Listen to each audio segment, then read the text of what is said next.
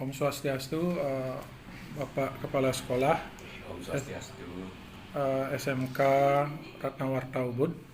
Pada kesempatan yang berbahagia ini, Tiang sebagai mahasiswa UNHI berterima kasih atas perkenan Bapak dalam wawancara terkait penelitian Tiang peran Purisaren dalam membangun karakter generasi muda Hindu. Dalam hal ini di bidang pendidikan akan mewawancarai salah satu pihak pendidik, dalam hal ini adalah dari pihak SMK Ratnawarta. Adapun pertanyaan Tiang yang pertama, apa saja peran yang dilakukan oleh SMK Ratnawarta di dalam membangun karakter generasi muda Hindu di SMK Ratnawarta? Mohon penjelasan Bapak. Om Swastiastu. Om Swastiastu. Inggih, Bapak Wayan, pada kesempatan pagi yang baik ini bisa saya berikan secara garis besarnya, tetapi nanti secara terinci kami akan berikan secara tertulis. Nah, tentu pada kesempatan yang berbahagia ini kami pihak sekolah, terutama dalam membangun karakter generasi muda Hindu terhadap anak-anak kami di SMK Ratnawarta, kami memberikan penuh pembinaan. Kami percayakan kepada terutama guru agama Hindu. Nah, kemudian dari guru agama Hindu itu akan membawa anak-anak itu terutama memberikan pendidikan yang terkait dengan karakter, apa yang harus mereka lakukan baik di sekolah maupun di masyarakat, supaya nge-match antara apa yang mereka dapatkan pendidikan karakter di sekolah, mereka bisa bawa ke masyarakat, mereka bisa implementasikan di masyarakat. Nah, selain itu, untuk mengasah kemampuan anak-anak kami tidak bangga kalau mereka menyatakan bahwa kami sudah mempunyai karakter yang bagus di sekolah. Kami kirim anak-anak kami kalau ada event-event, kalau ada lomba-lomba tentang generasi muda Hindu, itu pasti kami kirim, sehingga anak-anak kami akan berani atau terbiasa berbaur atau menimba ilmu dari peserta-peserta lainnya dalam kegiatan kalau ada lomba-lomba atau event-event yang terkait dengan generasi muda Hindu. Nah, barangkali ini secara singkat dapat Tiang berikan kepada Pak Wayan. Nah, lebih lanjut nanti secara terinci akan kami berikan juga secara tertulis supaya data kami dari sekolah, data yang Bapak Wayan minta bisa lebih lengkap. Barangkali ini yang Tiang dapat sampaikan di awal. Suksumo. Om Santi. Ampun Pak, yang lanjut nih. Terkait proses nih, apa saja atau bagaimana proses baik di dalam bentuk kurikuler maupun non kurikuler yang dilakukan SMK Ratnawarta dalam membangun karakter generasi muda. Baik Pak Yan.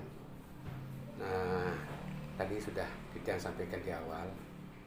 Nah, kalau yang tertera di dalam kurikuler itu sudah tertuang di dalam struktur kurikulum, itu jelas ada pembagian waktu, kemudian ada jadwal yang sudah pasti setiap minggunya anak-anak dapat berapa kali pendidikan agama termasuk pendidikan karakter, yang sekarang di mana tentang pendidikan karakter itu masuk jamnya masuk di dalam agama Hindu. Nah, itu yang kami terapkan di sekolah. Nah, sedangkan untuk yang bersifat ekstrakurikuler itu di sekolah tetap diberikan anak-anak ekstrakurikuler oleh guru pembinanya.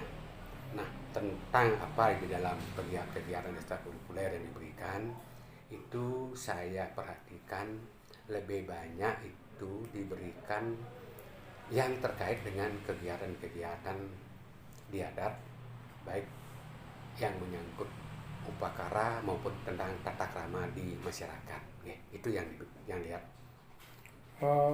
Khusus mengenai proses menumbuhkan karakter generasi muda Hindu di SMK, bagaimana menurut pengamatan Pak Man terkait dengan kegiatan atau aktivitas agama Hindu yang disesuaikan dengan Tattwa, Susilo, dan Upacara yang sudah pernah berjalan, yang dibimbing oleh guru agama Hindunya, terutama misalnya pada perayaan Saraswati, Purnama Tilam, dan sebagainya. Bagaimana proses Tattwa, Susilo, Upacara yang diterapkan sebagai salah satu proses peningkatan karakter generasi siswa SMK. Oke, baik, kita sambung. Nah, terkait dengan ketiga itu, kami tekankan kepada guru di sekolah supaya antara Tattwa, Susilo, dan Upacara bisa ada keseimbangan. Ya. Jangan salah satu ditonjolkan. Nah, khusus untuk terutama yang menyangkut susila, nah jelas itu sangat dekat sekali, nyambung sekali dengan penelitian yang Bapak lakukan tentang peningkatan pendidikan karakter. Nah itu udah guru di sekolah sudah memberikan, kemudian di luar sekolah mungkin dalam kegiatan ekstra juga sudah ditekankan pendidikan karakter. Nah kalau menyangkut tentang upakaranya, kami di sekolah setiap hari anak-anak kami kalau dalam situasi normal tanpa disuruh pun anak-anak kami langsung datang ke Padmosana, maturan walaupun hanya canang sari, sembahyang. Kemudian yang tidak kalah pentingnya, pagi sebelum pembelajaran dimulai wajib anak-anak kami untuk bertrisandya, yang siangnya juga trisandya, pulangnya juga tidak trisandya tapi mereka berdoa pulangnya. Nah selain itu juga kalau ada kegiatan-kegiatan Purnama Tilam, kegiatan-kegiatan ada odalan-odalan di sekitaran wilayah kami beroperasi sekolah ini, kami tetap ngajak anak-anak untuk sembahyang bersama-sama, bahkan sampai ikut ngayah itu. Sedangkan mengenai filsafatnya itu sepenuhnya kami serahkan kepada guru pengajar. Dengan demikian ada keseimbangan antara atau keharmonisan antara perahyangan, powongan, dan palemahan. Apa bentuk salah satu contoh kegiatan yang melibatkan siswa dalam ketiga Trihita Karananika, Pak Man? Nah, itu yang sudah sebut tadi. Kalau menyangkut filsafatnya itu sudah kan yang serahkan kepada guru yang bersangkutan. Nah, kalau susilanya itu dalam bentuk pergaulan mereka sehari di sekolah, membuat paikatan-paikatan antara kelas, kemudian baik antara kelas 10, kelas 11 maupun kelas 12, mereka sama-sama mempunyai paikatan-paikatan. Kemudian dalam bentuk yang ketiga itu, nah seperti yang sudah sampaikan tadi, itulah kegiatan-kegiatan yang dapat kami lakukan supaya ada keseimbangan antara ketiga itu. Apakah siswa SMK Ratnawarta pernah mengikuti Utsawa Dhamma Gita atau bentuk-bentuk lomba yang lain seperti Medharma Wacana, menyurat lontar, dan sebagainya di kegiatan SMK? Kalau kegiatan itu boleh dikatakan setiap ada kegiatan itu, lomba itu, kami pihak sekolah pasti ngirim. Di antara sekian banyak itu mana yang kira-kira ada potensi untuk anak-anak kirim, itu barusan kami yang kemarin di Denpasar, di Unhi juga kami sudah kirim, di HD juga pernah kami kirim, termasuk yang kemarin ini yang di Istana Mancawarno juga. Pokoknya yang menyangkut kegiatan-kegiatan mengenai pemuda Hindu itu pasti kami kirim, walaupun tidak semua jenis yang bisa kami kirim. Itu pasti ada. Yang terakhir di Mancawarno kegiatan apa nih, Pak? Kalau tidak salah itu menyangkut kegiatan pemuda Hindu, tapi menyangkut storytelling dengan tema kehindu-hinduan itu. Ya. Ya. Baik, yang terakhir, kendala-kendala yang Pak Mana hadapi selaku kepala sekolah ataupun sekolah SMK Ratnawarta pada umumnya dalam rangka menumbuhkan atau membangun karakter generasi muda Hindu. Kira-kira apa saja kendala dan bagaimana penyelesaiannya? Kalau kendala nih, secara spesifik di sekolah itu hampir kami tidak boleh dikatakan tidak menemukan kendala secara spesifik, ya. Karena apa? Anak-anak kami yang kami terima setiap tahun itu kami memang adakan seleksi. Dari seleksi itulah kami bisa menjaring siswa, sehingga siswa itu yang datang ke sini betul-betul bisa mengikuti aturan atau tata tertib yang ada di sekolah.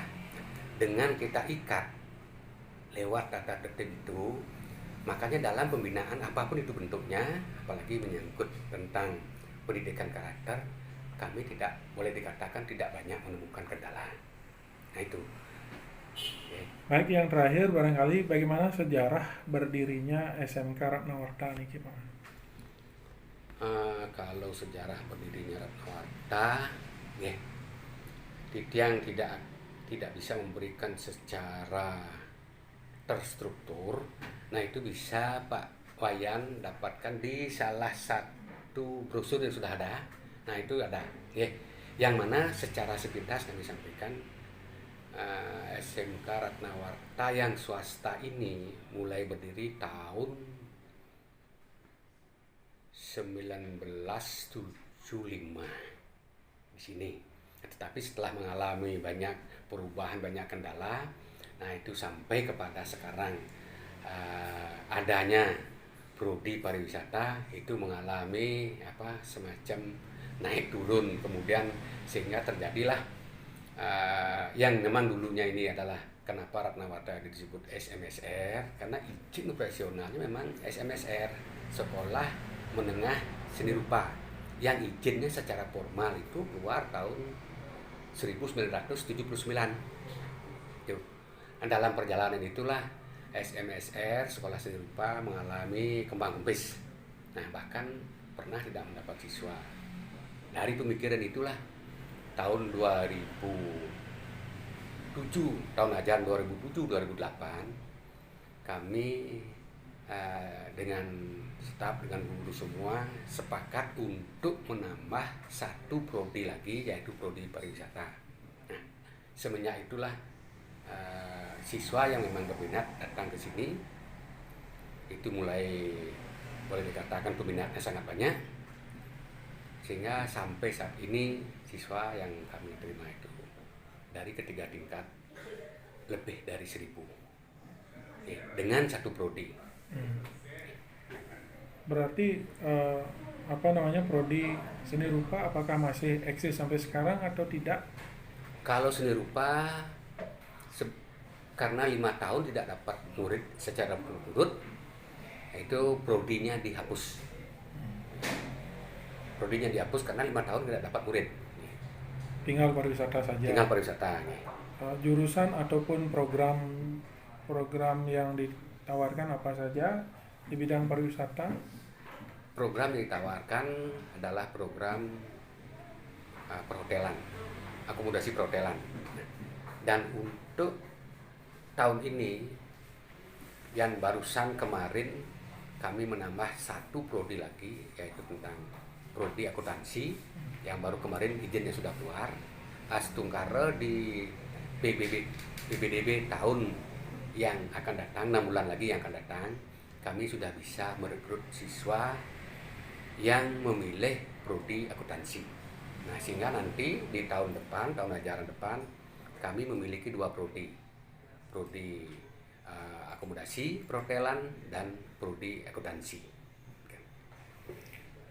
Baik, Bapak Kepala Sekolah, Pak Nyoman Kaste, Master Pendidikan, sudah memberikan penjelasan terkait dengan sejarah sampai dengan usaha-usaha di dalam membangun karakter generasi muda Hindu. Saya sampaikan terima kasih. Saya tutup dengan Paramasanti. Om Santi Santi Santi Om. Terima kasih.